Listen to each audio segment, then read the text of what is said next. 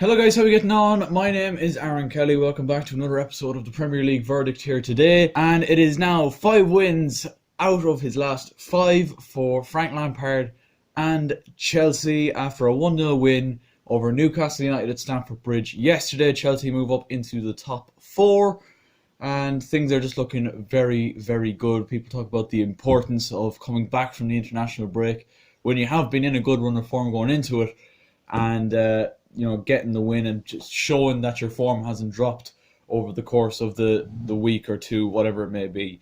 But a 1-0 win, and let's be honest, it was a hard fought win, and we kind of knew it was going to be that anyway, because Newcastle would have had their tails up after the win over Manchester United before the international break.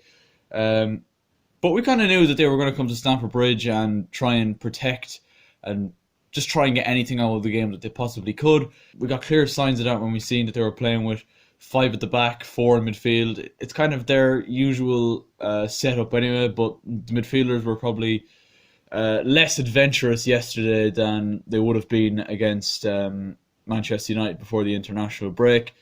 But let's not beat around the bush here. Newcastle are a very good side defensively. 3 solid centre-backs in Fabian Schär, who can sometimes be a threat going forward, Jamal Lascelles and Kieran Clark with Yedlin and Willems as the wing backs. Then you have the 2 Longstaffs were playing centre mid, and San Maximan and Almiron on the wings with Joe Linton up front. So it was the exact same Newcastle 11 that beat Man United before the international break. As for Chelsea, Ross Barkley was in today for Mateo Kovacic. There was also starts for Callum Hudson-Odoi and Willian on the wings, Mason Mount obviously, Jorginho. Still injury concerns for the likes of Rudiger and for Christensen, so hands are pretty much tied for the centre-back roles. It was once again Fikayo Tomori with Kurt Zouma, with Cesar Azpilicueta and Marcus Alonso still at left-back because of the injury to Emerson. So we kind of got a fair feel for straight away that Chelsea were going to dominate the game, had plenty of chances, and it was a little bit of a surprise that the goal didn't come any earlier than it did.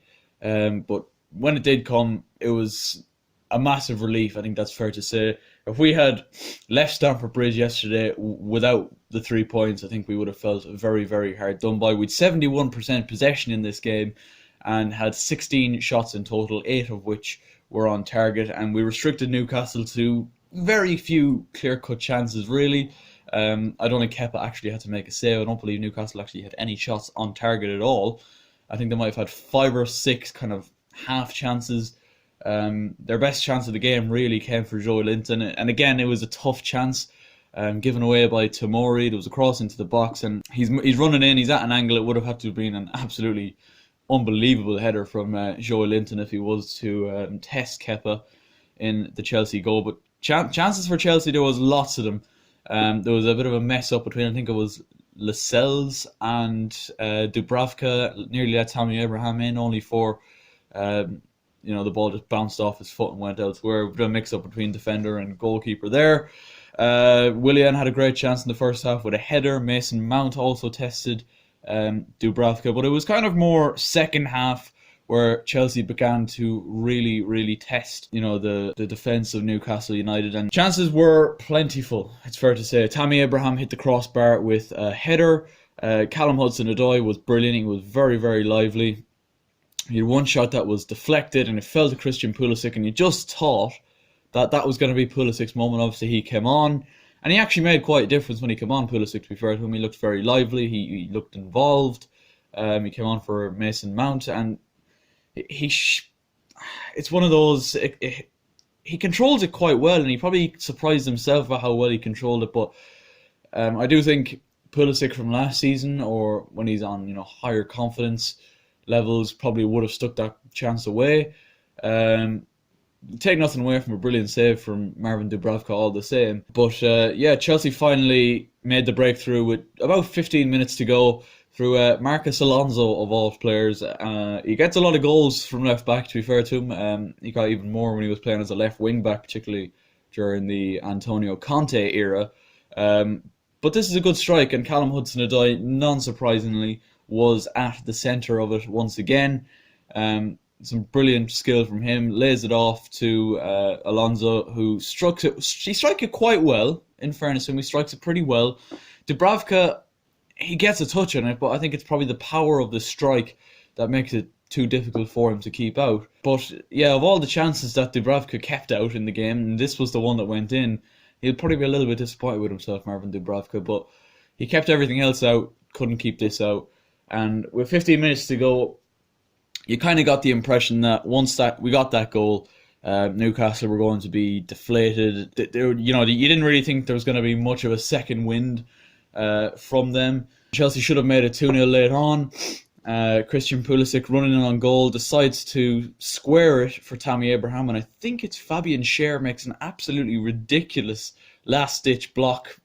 Open goal. Tammy must be thinking he's got another goal for himself. Well, I think it would have been his 9th Premier League goal of the season, which is ridiculous at this stage. But a great block, but I think it was Schär. I'll have to double check it, but yeah, that should have been 2-0. Look, we could have got more goals. It's one of them games that Chelsea always looked in control of, and it was just a matter of when we got the goal rather than if. But yeah, up to 4th in the table now, and to be honest, looking at the form of our quote-unquote rivals, Leicester did prematurely go up to 2nd until Man City beat Crystal Palace. But Leicester won yesterday. They beat Burnley. Arsenal are playing tomorrow night against Sheffield United. And today, I mean, if you can even call Manchester United a rival at this stage, they're playing Liverpool at home. So what are the chances of them getting any sort of result out of that? It should be interesting. I'm hoping this video will be out before the Liverpool-Man United game starts or finishes or whatever. And also Tottenham, we're losing for a grand majority of their game yesterday against bottom of the table Watford, thanks to a goal from Abdoulaye Doucouré. But yeah, it was a late goal from what seems like a forgotten man really, in Dele Alli. And there was a lot of controversy surrounding it with VAR, and there was a lot of VAR decisions in other games as well, which I might mention as well. But this one, I haven't actually seen it yet, but I'm going on what Phil Thompson said on Sky Sports about Dele Alli's goal. Apparently he handled it, and they were checking that for VAR. The referee pointed to the spot, but the VAR board in the Tottenham Hotspur Stadium said that it was no goal. So it's fair to say there's a lot of controversy and I guess kind of confusion still around VAR. We knew it was going to have teething problems when it was first announced that it was going to be brought in, but there's been quite a lot of issues with it, and particularly yesterday there was quite a few. I think Aston Villa had a goal disallowed when it was questionable through Conor Hourihane. Wolves had 2 goals, and Raul Jimenez in particular had 2 goals disallowed for Wolves in their game against Southampton. As a result, they only drew the game. I think just communication is the key for getting that right. I might make a whole separate video on the effect that VAR has had to this point. But going back onto Chelsea, I think looking at our rivals and the way they're playing and the points they've picked up, there's no reason why Chelsea can't finish top 4. I think we just need to keep this up, keep the momentum going, and hopefully when we face big teams, get results against them. Because I think that's one thing Chelsea fans really want to see. Obviously, we've played United and we've played Liverpool this season, lost to both.